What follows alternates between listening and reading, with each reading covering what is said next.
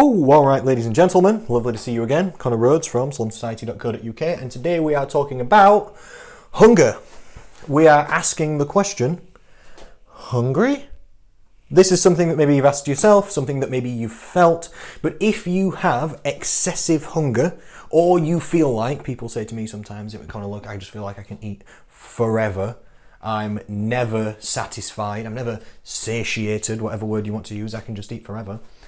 If you feel like this is you, or if this is you, whether you're dieting or not, probably there's something going wrong. Probably, maybe not. And if I don't mention one of the things that you think it is for you, then please leave on a comment. I'll definitely get back to you in the comments and you can add to this discussion, because this is definitely not every reason that you could be hungry. I'm not mentioning cravings or desire or anything on this. I'm just literally talking about actual physical hunger here on today's 10-minute tips. And I came up with 8. This is just instant. This took me about 35 seconds. Boom, I just thought, what are the reasons that you could be physically hungry? Boom, boom, boom, boom, boom. Started racking them off. So again, maybe you've got more. Drop them on. But if you've got excessive hunger, especially when you're on a diet, but maybe also when not, probably there's one of these 8 things going wrong. Let's start at the tip top. Did you think you were going to get through one of my videos without me mentioning calories? Oh, come on. It's like you don't know who you're dealing with, isn't it? It's like you don't know who you're dealing with. Your calorie intake might be wrong, and your calorie intake might be too low. True. Some people, they're overeating a little bit some way, somehow. That's what's causing their body weight to be higher than they want it to be. And then they go on a diet, quote unquote, and cut their calories down to like 1,200 per day. Seems to be a random, silly stereotype, doesn't it? Or 800 per day, 500 per day, VLCDs, S diets, like I spoke to you about the other day, soup, shake, and supplement diets. Shitty diets. I know, I'm sorry. I know. Your calorie intake might be too low. This might be not giving you enough nutrition, etc., for obvious reasons, causing you to be too hungry. Your calorie intake also might be too high, though. Your calorie intake also might be too high. Have you ever felt that when you pop, you can't stop? Like it's quote unquote breaking the seal, like when you've been drinking and the first time you go for a pee, you feel like you can't stop peeing. This is something that people commonly say and experience. Some people feel the same thing with food. Have you ever felt that you're okay not eating for a while, but then if you start eating in the day, it's very difficult to stop? Exactly. This is why intermittent fasting protocols and fasting protocols in general can work for some people. Not everyone, but for some people, it really helps them to reduce their hunger to actually eat less. So your calorie intake for you might be too high, but it also might be too low. It's about finding the right one that works for you. Number 2, food volume. I'm going to have to move through these quicker, aren't I? Oh my lord. Your food volume might be wrong. What do I mean by food volume? Well, your food volume might be too low, I should say. By food volume, I mean volume to calorie ratio of food. Some foods, you don't get a lot of them, and they're very calorie expensive, like chocolate. It's little, but it costs a lot, doesn't it, in terms of calories? Some things are the opposite, like green veg or strawberries. 100 gram of strawberries is like 30 calories. So the full punnet, 300 gram, is like 90 calories. How much would it be for a box of chocolates like that big in terms of calories? Chocolate's like 350 to 450 calories per 100 gram or something, depending on what type it is, So some people think, I don't eat a lot and I'm not the way I want to be. Yeah, maybe you don't eat much stuff, food volume, but maybe you eat a lot of calories because your food volume's low, so maybe you can start making improvements to aim to eat foods that you get more of for less calories. Anyway, moving on, your fruit and veg intake might be too low. This could also be called fiber. It might be that your fiber intake's too low. What does fiber do? Helps your digestion and also in some ways slows your digestion, doesn't it?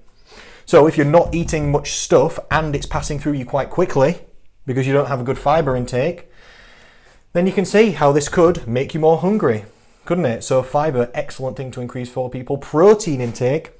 Some of my 6 steps to slimmers, literally, if they tell me that they are somebody that struggles with hunger, these are some of the tools and tactics that we use for them and that you should use for you. Adjusting their calorie intake to be better for them, increasing their food volume, increasing their fiber intake, increasing their protein intake. Some people literally find this one magical. Some people say to me, Connor, I've been just hungry and just able to eat forever all of my life. I can just eat forever. I'm never satisfied. I'm hungry all the time. I always feel like I want food. Then we talk about these People, if they want to, because obviously it's teamwork between me and the client, I don't force them to do things. If they agree that increasing their protein intake might be a good idea and that's something that they could do and work on, some people find it unbelievable. The hunger just settles down. Amino acids, what protein breaks down into, sends very powerful good nutrition signals from your bloodstream to your brain and body. Your body's like, yes, this is excellent nutrition, because it is. Imagine if you get vitamins and minerals and fibre, and fruit and veg has also got nice carbs in there as well, and you get protein and amino acids into your system, your body's going, yes, it's got literally all of the excellent nutrition signals to build and be everything that you can be, and to recover you the best and be the best. So increasing protein intake can be a massive, massive factor for people in reducing the amount of hunger signals that their body actually sends by increasing nutrition quality. And it also affects digestion and stuff like this, makes your metabolism faster. Anyway, let's not go into it because I'm taking too much time. Number 5, stomach. What do I mean by this? I mean basically stomach size, and I also kind of mean stomach, I'm going to say habit just for time, but I don't feel like that's the right exact word. Not really habit, but something along the lines of it. You know that your stomach can stretch. You've heard this before. It's a real thing. It's actually a real thing. Your stomach can shrink and stretch based on your food volume and your calorie intake. If you're somebody that's been eating a lot for a while, or more food, let's say, maybe you haven't been eating a lot, but maybe you've been eating more food for a while and then you try and cut it back, your stomach, after a while, it'll settle down. And if you're somebody that's used to eating quite a lot of food quite often, or eating a lot of food a lot often, your stomach will get used to that. And any changes in your life, you can feel them. That's not different for the stomach. So your stomach can and will get used to it. Sometimes if you stay strong, if you're making any of these changes to your diet, give it chance for your stomach, maybe a week or two, to settle down and settle into it. Then you'll start to feel like it's going much, much smoother. It might be your metabolism that's making you hungry. I coach a lot of ladies with polycystic ovary syndrome, PCOS, hormonal issues. Some people have satiety signal, like hunger signal issues. These things can be checked coming from them hormonally. I coach a lot of people that have got type 2 diabetes as well. PCOS and type 2 diabetes cause insulin resistance, which means your carbohydrates are not being absorbed properly, and it also means your protein intake, in some ways, in some instances, is not being absorbed properly. So you're actually getting the nutrition, but your body, due to the metabolic issues, is not actually absorbing it properly. So then you've got the correct stuff, but you're not getting the correct stuff. Make sense?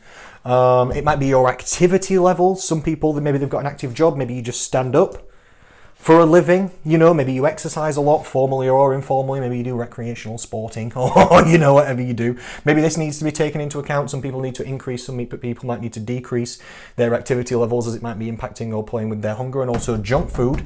Junk food is low food volume, high calorie intake, not fibrous, low protein, and extremely palatable and desirable and moreish, isn't it? People who feel like they can eat forever. Some people say to me, Connor, I just feel like I can just literally eat forever. These are people that literally 99% of the time they have very high proportional like junk food diets, like the amount of junk foods. And I know what you're thinking. I'm simplifying down foods into categories of healthy food and junk food. And I know it's not that cut and dry. It's just, I've got 10-minute tips, okay, and I'm trying to keep things simple so that we can have a conversation and understand rough boundaries and categories so that I can actually help you and you can apply this kind of stuff to your life without it mashing your skull. So you could say, yeah, but what's junk food and what goes in? I know, but the more, you could say, highly processed foods, the more low volume, calorific, whatever words you want to use, okay, we're just nitpicking, but the more junk food you have in your diet, the less food you're actually eating for a high calorie intake. It's passing through your system faster. It's not sending those good nutrition signals because it's not got fiber, vitamins and minerals, protein, or any of the stuff that your body actually really needs the most. It's got none of that. So your body sends the signal of, I require nutrition, and you say, here's some junk food. Junk food's for pleasure, not for health and nutrition, isn't it? So you put the wrong thing in, then the body goes, no, I'm still hungry, I want more nutrition. Then you're like, junk food? And eat it again, and the body's like, no, I need healthy food, fruit and veg and protein. I need the food, I need the stuff. And you're like, pleasure food. No. And then this cycle just goes on and on and on and on and on, and people wonder why they can eat junk food forever. You stop when you feel sick or when it's gone, not when you're full. It doesn't really make you full, does it? is because it's not the right thing. And I'm not saying junk food's bad, I'm just saying the more proportional junk food you have in your diet, the more hungry you are likely to be. Does this make sense? We can manipulate all of these factors. We can find the right calorie intake that works for you. We can increase your food volume, increase your fiber intake, increase your protein intake, let the stomach settle down. We can help your metabolism. Can we fix those metabolic issues? No, but can we boost the metabolism in other ways? Yes, I've only got 20 seconds left, so we can boost your metabolism to counter for the slow metabolism you've got in another way. Definitely, we can change your activity levels and we can eat healthier, can't we? And then you won't be as hungry. You won't be as hungry. You don't have to be hungry on the diet if you use and work with these variables. Thank you so much. It's been lovely to speak to you again. Connor Rose from Slum Society, 10-minute tips. Here we go, and thank you.